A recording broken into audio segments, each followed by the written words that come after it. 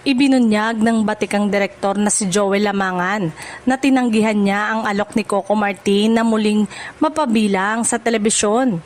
Ayon kay Lamangan, inalok siyang gumanap sa bagong action series sa Sigabo, ngunit mas pinili niyang ituon ang kanyang oras at lakas sa pagdidirect ng mga pelikula.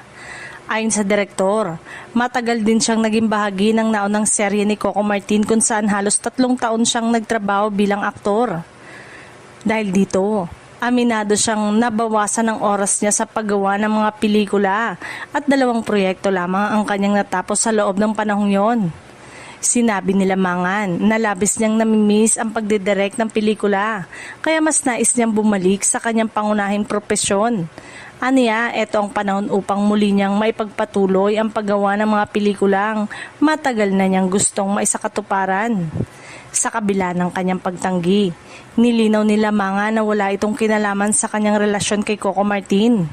Nagpasalamat pa rin siya sa tiwala at oportunidad na ibinigay sa kanya ng aktor-director at iginiit na personal lamang ang kanyang naging desisyon. Samantala, inaabangan pa rin ng maraming manonood ang Sigabo habang inaasahan din ng mga tagahanga ni Joel Lamangan ang kanyang pagbabalik sa paggawa ng mga dekalidad na pelikula na naging tatak ng kanyang matagumpay na karera.